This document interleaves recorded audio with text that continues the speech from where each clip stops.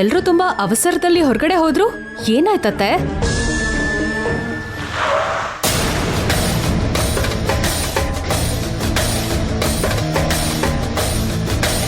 ಲಡ್ಡು, ಏನು? ಅಪ್ಪ ಅಮ್ಮ ನಮ್ಮನ್ನ ಪೂರ್ತಿಯಾಗಿ ನಂಬಿತಾರೆ ಅಲ್ವಾ? 100ಕ್ಕೆ 100 ಮಾರ್ಕ್ಸ್ ನಮಗ್ ಬಂದಿರತ್ತೆ, ಅದರಲ್ಲಿ ಅನುಮಾನನೇ ಇಲ್ಲ. ಹಾಗಾದ್ರೆ ನಡಿ. ಅತ್ತೆಯವರೇನು ಅಷ್ಟು ಸೀರಿಯಸ್ ಆಗಿ ಕಾಣಿಸ್ತಿದ್ದಾರೆ? ಆ ವಿಷಯನೇ ನಾನು ಕೇಳ್ದೆ. ನನ್ನ ಹತ್ರನೇ ಏನು ಹೇಳಿಲ್ಲ, ನಿನ್ ಹತ್ರ ಏನ್ ಹೇಳ್ತಾರ ಬಿಡು.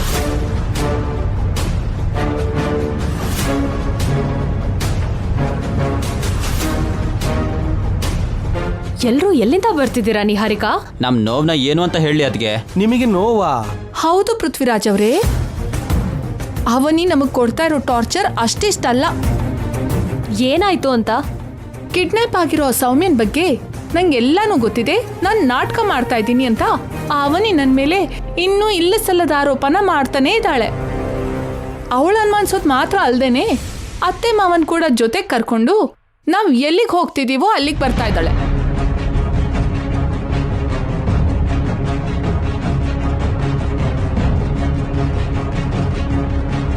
ನೀನ್ ಮಾಡ್ತಿರೋ ಕೆಲ್ಸಗಳು ಏನಾದ್ರೂ ಚೆನ್ನಾಗಿದ್ಯಾ ಅವ್ನಿ? ಅತ್ತೆ ಮಾವನ ಜೊತೆ ಕರ್ಕೊಂಡು ಹೋಗೋದು ಬೇರೆ. ನಿಹಾರಿಕಾ ಅವ್ರಿಗೆ ನರ್ಕ ತೋರಿಸ್ತಿದ್ಯಂತೆ. ಅತ್ತೆ, ನಾನು ಹೇಳೋದು ನಂಬಿ. ನಿಹಾರಿಕಾ ನಿಜವಾಗ್ಲೂ ಅಲ್ಲಿಗೆ ಬಿಲ್ಡಿಂಗ್ ಪರ್ಚೇಸ್ ವಿಷಯಕ್ಕೆ ಬಂದಿರಲಿಲ್ಲ. ಸೌಮ್ಯಗೋಸ್ಕರ ಬಂದಿದ್ಲು. ಸೌಮ್ಯನ ಅಲ್ಲೇ ಬಚ್ಚಿಟ್ಟಿದ್ರು. ಅದಕ್ಕೆ ತಕ್ಕ ಚಿಕ್ಕ ಚಿಕ್ಕ ಆಧಾರಗಳು ನನಗೆ ಸಿಕ್ಕಿದೆ. ಹೌದಮ್ಮ, ಸೌಮ್ಯಕ್ಕೆ ಸಂಬಂಧಿಸಿರೋ ಕಾಲಿನ ಚಪ್ಪಲಿ, ಕೈ ಬಳೆ, ಅವಳು ಬರ್ದಿರೋ ಪೇಪರ್ಸ್ ಎಲ್ಲ ಸಿಕ್ತು. ಹೇಳು, ಇನ್ನು ಹೇಳು. ಹಣೆಗೆ ಇಟ್ಕೊಂಡಿರೋ ಬೊಟ್ಟು, ಕಿವಿಯಲ್ಲಿರೋ ರಿಂಗು, ಹಲ್ಲಿಗೆ ಹಾಕಿರೋ ಕ್ಲಿಪ್ಪು, ಈ ತರ ನಿನ್ಗೇನು ಇಷ್ಟನೋ ಎಲ್ಲ ಹೇಳು. ಏನೋ 4 ಆಧಾರಗಳ ಬಗ್ಗೆ ಮಾತಾಡ್ಬಿಟ್ರೆ ಅತ್ತೆ ಮಾವ ನಂಬಿಡ್ತಾರೆ ಅಂತ ಅನ್ಕೊಂಡಿದ್ದೀರಾ? ನಿಜವಾಗ್ಲೂ ನಂಬಲ್ಲ. ಏನಂತೀರಾ ಅತ್ತೆ ನೀವು? ನಮ್ಮ ಮನೇಲಿ ಏನು ನಡೀತಿದ್ಯೋ ಅರ್ಥ ಆಗ್ತಿಲ್ಲ. ನಮ್ಮ ನೋವು ನಮಗೆ, ನಿಮ್ಮ ಜಗಳ ನಿಮಗೆ. ಅವ್ರವ್ರ ದಾರಿ ಅವ್ರದ್ದು ಅನ್ನೋ ಹಾಗೆ ಇಷ್ಟ ಬಂದ ಹಾಗೆ ವರ್ತಿಸ್ತಾ ಇದ್ದೀರಾ. ಯಾರಿಗೇನು ಅನ್ಬೇಕೋ, ಯಾರಿಗೇನಂದ್ರೆ ಏನ್ ಫೀಲ್ ಆಗ್ತಾರೋ ಅರ್ಥ ಆಗ್ತಿಲ್ಲ. ಎಲ್ರೂ ಒಟ್ಟಿಗೆ ಚೆನ್ನಾಗಿರೋ ಹಾಗಿರ್ತಿದೀವಿ, ಆದ್ರೆ ಇಲ್ಲ. ಎಷ್ಟು ದೊಡ್ಡ ತುಂಬಿದ ಕುಟುಂಬ ಅಂತ ಜನರೆಲ್ಲ ನಮ್ಮ ಬಗ್ಗೆ ಹೊಗಳ್ತಿದ್ದಾರೆ. ಆ ಹೊಗಳಿಕೆನ ಪಡ್ಕೊಳ್ಳೋ ಅರ್ಹತೆ ನಮಗಿಲ್ಲ ಅಂತ ನನಗನ್ನಿಸ್ತಿದೆ. ನನ್ನ ಮಾತು ಅಂದ್ರೆ ಮನೆಯಲ್ಲಿ ಎಲ್ರಿಗೂ ವೇದವಾಕ್ಯ ಅಂತ ಹೊರಗಡೆ ಎಲ್ರೂ ಅನ್ಕೋತಿದ್ದಾರೆ. ನನ್ನ ಮಾತು ನಿಮ್ಗೆ ವೇದವಾಕ್ಯ ಅಲ್ಲ ಅಂತ ಅನುಮಾನ ಬರ್ತಾ ಇದೆ. ಅಂತ ಅನುಮಾನ ಏನು ಬೇಕಾಗಿಲ್ಲ ಅತ್ತೆಯವ್ರೆ. ನಿಮ್ಮ ಮಾತು ಅಂದ್ರೆ ನಮಗೆ ವೇದವಾಕ್ಯ. ಯಾರ್ಗಾತರ ಅನಿಸ್ದೆ ಹೋದ್ರು ಕೂಡ ನಾನಂತೂ ನಿಮ್ ಬಗ್ಗೆ ಹಾಗೆ ಅನ್ಕೊಂಡಿದ್ದೀನತ್ತೆ. ಬಂಗಾರ, ನನ್ನ ಬಗ್ಗೆ ಬಿಟ್ಟಿಯಲ್ಲ, ನನ್ನ ಬಗ್ಗೆನೂ ಹೇಳು. ನನ್ ಗಂಡನ್ಗೂ ಕೂಡ ಅದೇ ಭಾವನೆ ಅತ್ತೆ. ನಾವು ಅನ್ಕೊಳ್ಳೋದಕ್ಕಿನ್ನ ಎಲ್ಲ ವಿರುದ್ಧವಾಗಿ ನಡೀತಿದೆ. ಈ ಡಿಸ್ಟರ್ಬೆನ್ಸ್ಗಳು ಇನ್ನೂ ಎಷ್ಟು ದಿನನೋ ಅರ್ಥ ಆಗ್ತಿಲ್ಲ. ಏನೋ ಒಂದು ನಡೆಯುತ್ತೆ ಅಂತ ಅನಿಸ್ತಿದೆ. ಮನೇಲಿ ಇಂಥ ಸಮಸ್ಯೆಗಳು ಬಂದಾಗ ನೀವು ಪರಿಹಾರ ಮಾರ್ಗನ ಯೋಚನೆ ಮಾಡ್ತೀರಲ್ವಾ? ಅಂಥದ್ದೇನಾದ್ರೂ ಯೋಚನೆ ಮಾಡಿ ಅತ್ತೆ. ಬಾವಾ, ಅಪ್ಪ ಅಮ್ಮನಿಗೆ ಯಾವಾಗ ಏನ್ ಮಾಡ್ಬೇಕು ಅಂತ ಗೊತ್ತು. ಸುಮ್ಮನೆ ನೀನು ಅವರಿಗೆ ಸಲಹೆ ಕೊಡ್ಬೇಡ.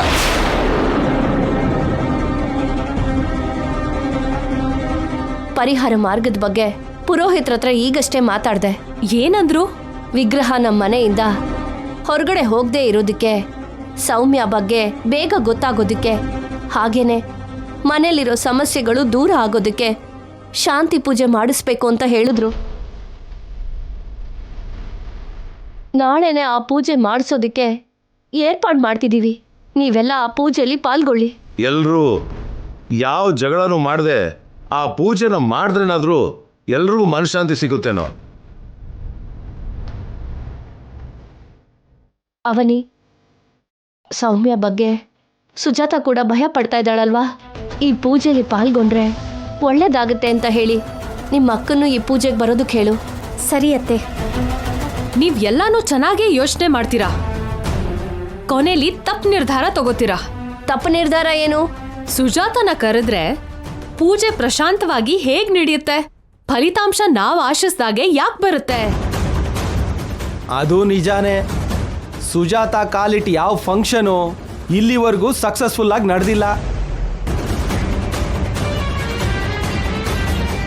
ನಾಳೆ ಕೂಡ ನಡೆಯಲ್ಲ ಅಂತ ನನ್ನ ನಂಬಿಕೆ. ನಾನು ಹೇಳ್ದಾಗ ನಡೀಲಿಲ್ಲ ಅಂದ್ರೆ ನಿಮ್ ಚಪ್ಲಿಲ್ ಹೊಡೀರಿ. ಹಾಗಾದ್ರೆ ಚಪ್ಲಿ ಏಡ್ ತಿನ್ನೋಕೆ ರೆಡಿ ಆಗಿರು ಭಾವ. ಲೇ, ಭಾವನಿಗೆ ಅಂತ ಮಾತು ಹೇಳ್ತೀಯನೋ? ಭಾವ ಅನುಮಾನ ಪಟ್ಟ ಹಾಗೆ ನಡೆಯಲ್ಲ ಅಂತ ಹೇಳ್ತಿದ್ದೀನಿ. ಅದಕ್ಕೆ ಚಪ್ಲಿ ಏಡ್ ತಿನ್ನೋದಕ್ಕೆ ರೆಡಿ ಆಗಿರು ಅಂದೆ. ತಪ್ಪೇನಿದೆ ಅಣ್ಣ? ಇನ್ನೀ ವಿಷಯದ ಬಗ್ಗೆ ಡಿಸ್ಕಷನ್ ಮಾಡಬೇಡಿ, ಹೇಳ್ದಷ್ಟು ಮಾಡಿ. ನಿಮ್ ಅಕ್ಕಂಗೆ ಫೋನ್ ಮಾಡು ಅವ್ನಿ. ಅಕ್ಕ ಅಕ್ಕ, ನಾಳೆ ನಮ್ಮನೇಲಿ ಪೂಜೆ ನಡೀತಿದೆ, ಹಾಳ್ ಮಾಡಕ್ಕೆ ಬಾ ಅಂತ ಕರಿ. ನನ್ನ ಅಕ್ಕನ ಬಗ್ಗೆ ಮಾತಾಡೋ ಅರ್ಹತೆ ನಿಮ್ಮಲ್ಲಿ ಯಾರಿಗೂ ಇಲ್ಲ ಅಕ್ಕ.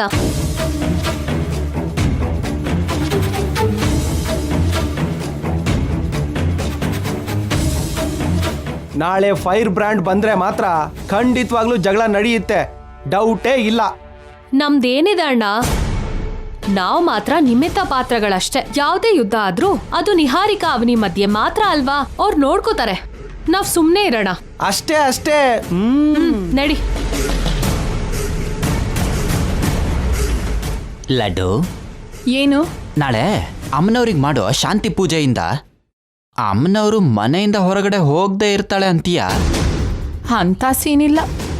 ಅವನಿ ಕೈಯಲ್ಲೇ ಎಲ್ಲಾನು ಇರೋದು. ಅಮ್ಮನವರನ್ನ ಅವನಿ ಕರ್ಕೊಂಡು ಹೋಗ್ತಾಳೆ ಅಷ್ಟೇ, ಅದರಲ್ಲಿ ಅನುಮಾನನೇ ಇಲ್ಲ.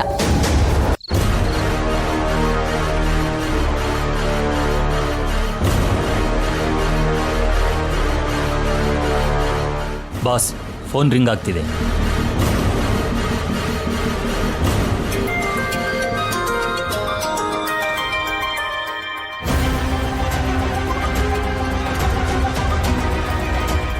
ಯಾರು ಅವನಿ? ಆ ಫಾರಿನ್ ಅವನು. ಇಲ್ಕೊಡು, ನಾನು ಮಾತಾಡ್ತೀನಿ. ಬೇಡ ಬಾವ, ನಾನೇ ಮಾತಾಡ್ತೀನಿ. ವಿಗ್ರಹ ತಂಟೆಗೆ ಬಂದ್ರೆ ಸತ್ತು ಹೋಗ್ತೀರ ಕಣೋ ಅಂತ ಬೆದರಿಸ್ತೀನಿ. ನಾನು ಹೇಳ್ಬೇಕಾಗಿರೋದು ಹೇಳಿದ್ದೀನಿ ಬಾವ. ಅವ್ರು ಎಲ್ಲದಕ್ಕೂ ಸಿದ್ಧವಾಗಿದ್ದಾರೆ. ಹಲೋ, ನಾನು ಹೇಳಿದ್ದು ಏನ್ ಮಾಡ್ದೆ ಅವನಿ? ಅಂದ್ರೆ ಅದು ನೀನು ಕೊಟ್ಟಿದ್ದು ಟೈಮ್ ಆಗೋಯ್ತು ಅವನಿ. ಈ ಒಂದು ನೈಟ್ ಮಾತ್ರನೇ ಉಳ್ಕೊಂಡಿದೆ. ನೋಡಿ, ನೀವ್ ಕೇಳಿದ್ದು ಚಿಕ್ಕ ವಿಷಯ ಅಲ್ಲ. ಚಿಕ್ಕ ಮಗುನ ಅಡ್ಡ ಇಟ್ಕೊಂಡು ಇಂಥ ಎಮೋಷನಲ್ ಬ್ಲ್ಯಾಕ್ ಮೇಲ್ ಮಾಡೋದು ತುಂಬಾ ಅಪಾಯ. ದಯವಿಟ್ಟು ಅರ್ಥ ಮಾಡ್ಕೊಳ್ಳಿ. ನಿನ್ ಹತ್ರ ಕೊಟೇಶನ್ಸ್ ಹೇಳ್ಸ್ಕೊಳ್ಳೋದಿಕ್ಕೆ ನಾನು ಕಾಲ್ ಮಾಡ್ಲಿಲ್ಲ ಅವನಿ. ಡೆಡ್ ಲೈನ್ ಹತ್ರ ಬಂದಿದೆ ಅಂತ ಹೇಳೋದಿಕ್ಕೆ ಕಾಲ್ ಮಾಡ್ದೆ. ನಾನು ಕೊಟ್ಟಿರೋ ಟೈಮ್ ದಾಟಿದ್ರೆ ನಿಮ್ಮ ಅಕ್ಕನ ಮಗಳು ನಿಮ್ಮ ಹತ್ರ ಬರ್ತಾಳೆ ಅನ್ನೋ ನಂಬಿಕೆನ ಬಿಡ್ಬೇಕಾಗಿ ಬರುತ್ತೆ. ನಾಳೆ ಬೆಳಿಗ್ಗೆ ಆಗೋಷ್ಟರಲ್ಲಿ ವಿಗ್ರಹ ನಮ್ಮ ಕೈಯಲ್ಲಿರ್ಲಿಲ್ಲ ಅಂದ್ರೆ ನಿಮ್ಮ ಹತ್ರಕ್ಕೆ ಸೌಮ್ಯ ಡೆಡ್ ಬಾಡಿ ಬರುತ್ತೆ.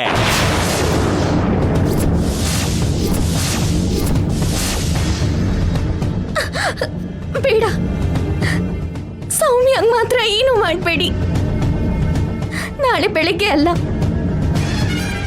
ನಾಳೆ ಮಧ್ಯರಾತ್ರಿವರೆಗೂ ಸಮಯ ಕೊಡಿ. ಯಾಕೆ ಅಂದ್ರೆ ನಾಳೆ ಮನೇಲಿ ಪೂಜೆ ಇದೆ. ಆ ಪೂಜೆ ಆಗ್ತಿದ್ದ ಹಾಗೆ ರಾತ್ರಿ ಸಮಯದಲ್ಲಿ ಯಾರು ನೋಡ್ದ ಹಾಗೆ ವಿಗ್ರಹನ ನಾನು ತಂದು ಕೊಡ್ತೀನಿ. ನಿನ್ನ ಮಾತನ್ನ ನೀನು ಉಳಿಸ್ಕೊಂಡೆ ಅಂದ್ರೆ ನನ್ನ ಮಾತನ್ನ ನಾನು ಉಳಿಸ್ಕೊತೀನಿ. ಇಲ್ಲ, ನಾಳೆ ಯಾವುದೇ ಪರಿಸ್ಥಿತಿಲೂ ವಿಗ್ರಹನ ತಗೊಂಡು ಬಂದು ನಿಮಗೆ ಕೊಡ್ತೀನಿ. ನೋಡ್ತೀನಿ. ನೀನ್ ಹೇಳಿದ್ದು ನಡೀಲಿಲ್ಲ ಅಂದ್ರೆ ನಿಮ್ಮ ಸೌಮ್ಯನ ನಿಮಗೆ ಪಾರ್ಸಲ್ ಮಾಡ್ತೀನಿ. ನಾನು ಮಾತು ಕೊಟ್ಟಿದ್ದೀನಲ್ವಾ, ದಯವಿಟ್ಟು ಪದೇ ಪದೇ ಆ ಮಾತನ್ನ ಹೇಳ್ಬೇಡಿ. ಓಕೆ, ಬಾಯ್. ಒಂದ್ ನಿಮಿಷ. ವಾಟ್? ನಾನೊಂದ್ಸಲ ಸೌಮ್ಯ ಹತ್ರ ಮಾತಾಡ್ಬೇಕು. ಏನ್ ಮಾತಾಡ್ಬೇಕು? ತುಂಬಾ ದಿನ ಆಯ್ತು. ಒಂದ್ಸಲ ನಾನು ಸೌಮ್ಯ ಹತ್ರ ಮಾತಾಡ್ಬೇಕು. ರೇಣುಕಾ, ಬಾಸ್, ಮಗು ಹತ್ರ ಮಾತಾಡ್ಸೋ.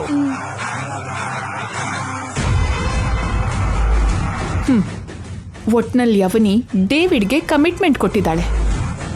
ಅಮ್ಮನವ್ರ ವಿಗ್ರಹ ಅಪಹರಣ ಅನ್ನೋ ಕಥೆಗೆ ಕ್ಲೈಮ್ಯಾಕ್ಸ್ ನಾಳೆ ರಾತ್ರಿನೇ. ಇವಾಗ ನನಗೆ ತುಂಬಾ ಆನಂದ ಆಗ್ತಾ ಇದೆ.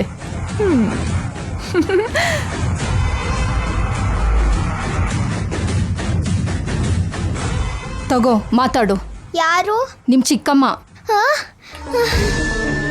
ಚಿಕ್ಕಮ್ಮ. ಸೌಮ್ಯ ಹೇಗಿದ್ಯಮ್ಮ? ನಾನ್ ಚೆನ್ನಾಗಿದ್ದೀನಿ ಚಿಕ್ಕಮ್ಮ. ನೀನು ಚಿಕ್ಕಪ್ಪ ಹೇಗಿದ್ದೀರಾ? ಅಪ್ಪ ಅಮ್ಮ ಹೇಗಿದ್ದಾರೆ? ನೀನ್ ಆ ಥರ ಅಪಾಯದ ಜಾಗದಲ್ಲಿರ್ಬೇಕಾದ್ರೆ ನಾವು ಹೇಗಿರ್ತೀವಮ್ಮ? ನೀನು ನಮ್ ಕಣ್ಮುಂದೆ ಯಾವಾಗ ಬರ್ತೀಯ ಅಂತ ನಾವೆಲ್ಲ ಕಾಯ್ತಾ ಇದ್ದೀವಿ. ನನಗೂ ನಿಮ್ಮೆಲ್ಲಾನು ನೋಡ್ಬೇಕು ಅನ್ನಿಸ್ತಿದೆ. ಈ ಬ್ಯಾಡ್ ಅಂಕಲ್ ನನ್ನ ಯಾವಾಗ ಬಿಡ್ತಾರೋ ಏನೋ. ನೀನೇನ್ ಭಯ ಪಡ್ಬೇಡ, ನೀನ್ ನಾಳೆ ಹೇಗಾದ್ರೂ ಮನೆಗೆ ಬಂದೇ ಬರ್ತೀಯ.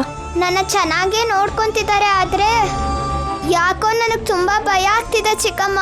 ನಾಳೆ ಬರ್ತೀಯ ಅಂತ ಹೇಳ್ತಾ ಇದ್ದೀನಲ್ವಾ, ನೀನೇನು ಭಯ ಪಡ್ಬೇಡ. ಸರಿ ಚಿಕ್ಕಮ್ಮ. ಮಾತಾಡಿದ್ ಸಾಕು, ಫೋನ್ ಕೊಡು.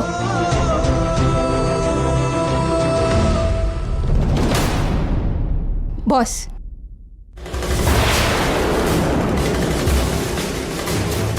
Tomorrow last chance for you ಅವನಿ. Mind it. ಹಲೋ ಹಲೋ,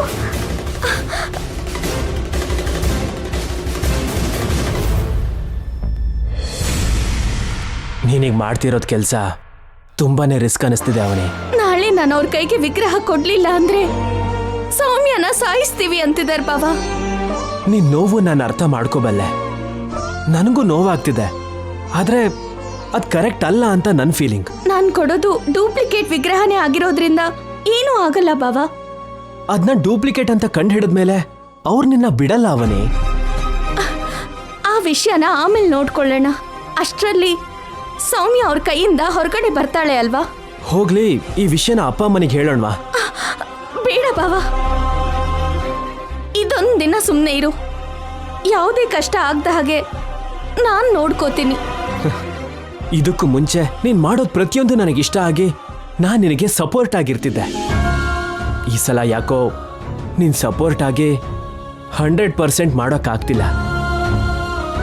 ನೀನ್ ಮಾಡ್ತಿರೋದು ದೊಡ್ಡ ಅಡ್ವೆಂಚರ್ ಅನ್ನಿಸ್ತಿದೆ, ಅದಕ್ಕೆ ನನ್ನ ಮನ್ಸು ಒಪ್ಕೋತಿಲ್ಲ. ಸೌಮ್ಯ ಪ್ರಾಣ ಬಿಟ್ಟು ನನಗ್ ಬೇರೆ ಯಾವುದು ಕಾಣಿಸ್ತಾ ಇಲ್ಲ ಬಾವ. ಎಲ್ಲ ನಾನ್ ನೋಡ್ಕೋತೀನಿ, ನೀನೇನು ಭಯ ಪಡ್ಬೇಡ. ನೀನ್ ಕಷ್ಟದಲ್ಲಿ ಸಿಕ್ಕಾಕೋತೀಯ ಅಂತ ಅನಿಸ್ತಿದೆ. ಎಲ್ಲ ಕಷ್ಟಗಳನ್ನು ದಾಟ್ಕೊಂಡು ಹೊರಗಡೆ ಬರ್ತೀನಿ. ನನಗ್ ಸಹಾಯವಾಗಿ ನಿಂತ್ಕೋ ಸಾಕು. ಕೃಷ್ಣ, ಕೃಷ್ಣ, ಎಲ್ಲಿಗೆ ಹೋಗಿದ್ದೆ ಲಡ್ಡು? Good news Krishna. ಏನು? ಡೇವಿಡ್ ಅವನಿಗೆ ಫೋನ್ ಮಾಡಿ ಹೆದರ್ಸಿದಾನೆ. ಆ ಮಾತಿಗೆ ಅವನಿ ದಾರಿಗೆ ಬಂದಿದ್ದಾಳೆ. ಅಂದ್ರೆ ವಿಗ್ರಹನ? ಎಸ್, ನಾಳೆ ರಾತ್ರಿನೇ ವಿಗ್ರಹನ ತಗೊಂಡ್ ಬಂದು ನಿನಗೆ ಒಪ್ಪಿಸ್ತೀನಿ ಅಂತ ಡೇವಿಡ್ಗೆ ಮಾತು ಕೊಟ್ಟಿದ್ದಾಳೆ. ಹಾಗಾದ್ರೆ ನಾಳೆ ನಮ್ಮ ಅಕೌಂಟಿಗೆ ಆ ಡೇವಿಡ್ ಕಡೆಯಿಂದ ಏನೋ ಒಂದ್ ಸ್ವಲ್ಪ ಬರುತ್ತೆ ಅಂತ ಆಯ್ತು. ಅಷ್ಟೋ ಇಷ್ಟೋ ತಗೊಳ್ಳೋದಕ್ಕೆ ನಾವೇನಾದ್ರೂ ಅವನ ಹತ್ರ ಭಿಕ್ಷೆ ಕೇಳ್ತಾ ಇದೀವಾ? ಇಲ್ವಲ್ಲ. ಮಿನಿಮಮ್ ಅವನಿಂದ 50 ಕೋಟಿನಾದ್ರೂ ತಗೊಳ್ಬೇಕು. 50 ಕೋಟಿನ ಅವನ್ ಕೊಡ್ತಾನಂತೀಯ? ನಾವು ಮಾಡ್ತಾ ಇರೋದು ಯಾವುದೋ ಕಲ್ಲಿನ ವಿಗ್ರಹ ಅಲ್ಲ, ವಜ್ರದಂಥದ್ದು. ವಜ್ರದ ಬೆಲೆ ವಜ್ರಕ್ಕಿರತ್ತೆ ಅನ್ನೋ ಹಾಗೆ ಪಂಚಲೋಹದ ಮಹಿಮೆಯುಳ್ಳಂಥ ಆ ವಿಗ್ರಹಕ್ಕೆ ಅಷ್ಟಾದ್ರೂ ತಗೊಳ್ಬೇಕು ಅಲ್ವಾ? ಹೌದು ಲಡ್ಡು. ನಾವು ಫಾರಿನಿಗೆ ಹೋಗಿ ಎಂಜಾಯ್ ಮಾಡೋದಕ್ಕೆ ನಮಗಷ್ಟು ದುಡ್ಡು ಬೇಕೇ ಬೇಕು. ನೀನ್ ಕೇಳ್ದಷ್ಟು ಅವನ ಹತ್ರ ಕೇಳೋಣ, ಇದ್ರಲ್ಲಿ ಬೇರೆ ಮಾತೇ ಇಲ್ಲ. ತಕ್ಷಣ ಡೇವಿಡ್ ಹತ್ರ ಮಾತಾಡ್ತೀನಿ. ಮಾತಾಡು. ಹಾಗೆ ಅಡ್ವಾನ್ಸ್ ಆಗಿ 1-2 ಹಾಕಕ್ ಕೇಳು, ನೋಡಿ ಸಂತೋಷ ಪಡ್ತೀನಿ. 1 ಅಲ್ಲ 2 ಅಲ್ಲ 50 ಕೋಟಿ.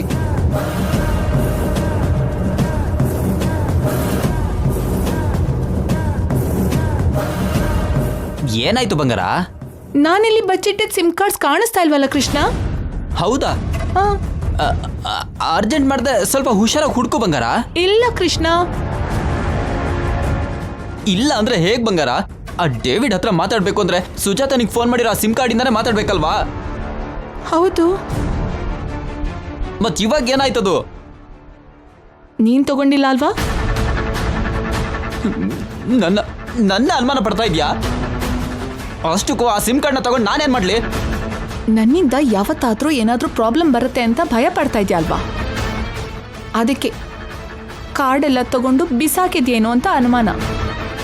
ಅಯ್ಯೋ ದೇವ್ರೇ, ನನ್ನ ಹೆಂಡತಿನೇ ನನ್ನ ಅನುಮಾನಿಸ್ತಿದ್ದಾಳೆ ಅಂದಮೇಲೆ ನಾನು ಬದುಕೋದೆ ವೇಸ್ಟ್ ವೇಸ್ಟ್. ಯಾವುದಾದ್ರೂ ನೀರು ಇಲ್ದಿರೋ ಬಾವಿಗೆ ಹೋಗಿ ಹಾರ್ತೀನಿ, ನನ್ನ ಪೀಡೆಲ್ಲ ತೊಳಗುತ್ತೆ.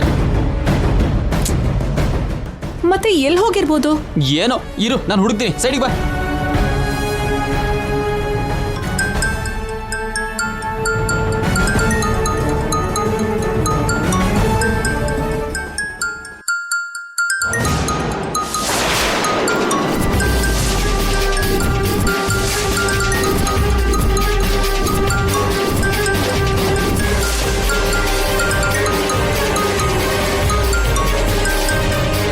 ಏನಾಯ್ತು ಲಡ್ಡು, ಯಾಕಷ್ಟು ಶಾಕ್ ಅದೆ? ಈ ಎಕ್ಸ್ಪ್ರೆಷನ್ ಏನಕ್ಕೆ? ಒಂದ್ಸಲ ಈ ನಂಬರ್ ನೋಡು. ಚೆನ್ನಾಗಿದೆ, ಒಳ್ಳೆ ಫ್ಯಾನ್ಸಿ ನಂಬರ್ ಥರ ಇದೆ. ಏ ಬುದ್ಧಿ ಇಲ್ದವನೆ, ಇದನ್ನು ನಾನು ಸುಜಾತ ಕಾಲ್ ಮಾಡೋದಕ್ಕೆ, ಡೇವಿಡ್ ಕಾಲ್ ಮಾಡೋದಕ್ಕೆ ಯೂಸ್ ಮಾಡಿದ ನಂಬರ್ ಕಣೋ. ಏನು? ಹೌದಲ್ವಾ? ಈ ನಂಬರಿಂದ ನಿನಗೆ ಯಾಕೆ ಕಾಲ್ ಬರ್ತಿದೆ? ಅದೇ ನನಗೂ ಅರ್ಥ ಆಗ್ತಿಲ್ಲ. ಬಂಗಾರ, ನೀನು ಧೈರ್ಯವಾಗಿ ಲಿಫ್ಟ್ ಮಾಡಿ ಮಾತಾಡು.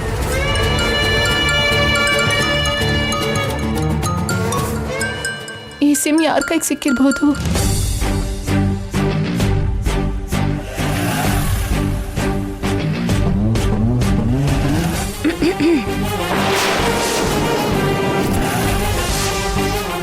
ನನಗೆ ತಲೆ ಕೆಟ್ಟ ಹೋಗೋ ಥರ ಆಗ್ತಾ ಇದೆ. ಬೇಗ ಮಾತಾಡು ಲಡ್ಡು, ರಿಸೀವ್ ಮಾಡಿ ಮಾತಾಡು. ಹಲೋ ಹಲೋ, ಚೆನ್ನಾಗಿದ್ದೀರಾ ರೀ? ಯಾರು ಮಾತಾಡ್ತಿರೋದು? ನಿಮ್ಮ ಶ್ರೇಯೋಭಿಲಾಷಿ ರೀ. ನನ್ನ ಶ್ರೇಯೋಭಿಲಾಷಿನ? ಹೌದು, ಮತ್ತೆ ನಮ್ಮ ಒಳ್ಳೇದನ್ ಬಯಸೋರಿಗೆ ಶ್ರೇಯೋಭಿಲಾಷಿ ಅಂತಾನೆ ಅಂತಾರೆ ಅಲ್ವಾ? ಅದಕ್ಕೆ ಹಾಗಂದೆ.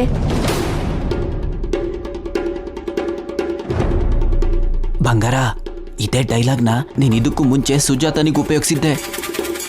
ಯಾರು ಅಂತ ತಿಳ್ಕೊ. ಯಾರು ಅಂತ ಹೇಳಿ? ನನ್ನ ಬಗ್ಗೆ ಹೇಳಿದ್ರೆ ಸರಿ ಹೋಗುತ್ತಾ?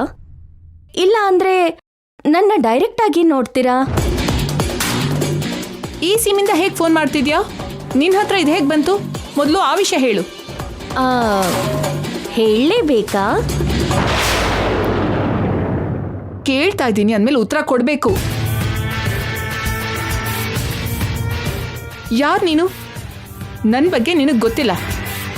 ನಾನೇನಾದ್ರೂ ಬಂದೆ ಅಂದ್ರೆ ನಿನ್ ಕತೆ ಮುಗೀತು ನೋಡು. ನೀನ್ ಯಾಕೆ ಬರೋದು? ನಾನೇ ಬಂದೆ. ಒಂದ್ಸಲ ರೈಟ್ ಟರ್ನ್ ಕೊಡು.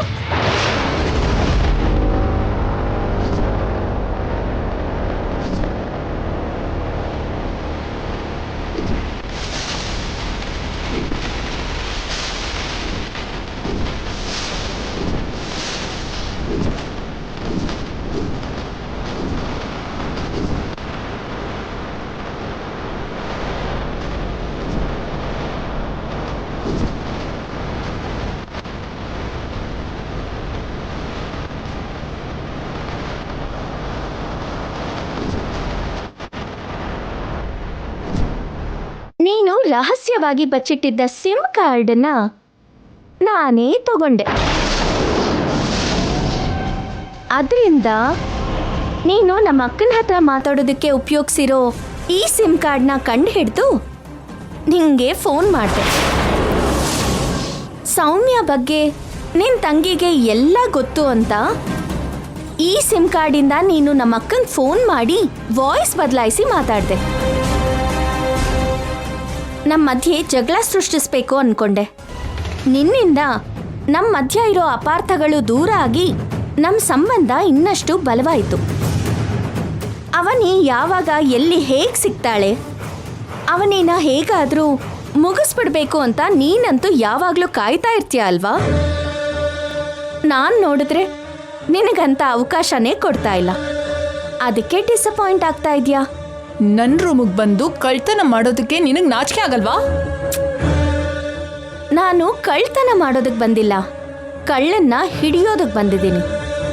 ನನ್ನ ಸಿಮ್ ಕಾರ್ಡನ್ನ ನನಗೆ ಕೊಟ್ಬಿಡು. ಕೊಡು. ಕೊಡ್ತೀನಿ. ನಾನೇನು ಮಾಡ್ಕೋತೀನಿ? ಅದೇನಂದ್ರೆ ಸಮಯ ಬಂದಾಗ ಕೊಡ್ತೀನಿ. ಮರ್ಯಾದೆಯಿಂದ ಕೊಡ್ತೀಯಾ? ಅರೆ, ಸೌಮ್ಯ ವಿಷಯದಲ್ಲಿ ನಿನ್ ಕೈವಾಡ ಇದ್ಯೋ ಇಲ್ವೋ ಕನ್ಫರ್ಮ್ ಆಗಿ ಗೊತ್ತಿಲ್ಲ. ಕಿಡ್ನ್ಯಾಪ್ನ ನೆಪವಾಗಿಟ್ಕೊಂಡು ನೀನಂತೂ ಏನೋ ಡ್ರಾಮಾ ಆಡ್ತಿದ್ಯಾ ಅಂತ ಮಾತ್ರ ಅರ್ಥ ಆಯ್ತು. ನಾವು ಡ್ರಾಮಾ ಮಾಡೋದಂದ್ರೇನು? ಏನ್ ಮಾತಾಡ್ತಾ ಇದ್ಯಾ? ಸದ್ಯಕ್ಕೆ ನಿಮ್ಮನ್ ಬಿಡ್ತಾ ಇದ್ದೀನಿ.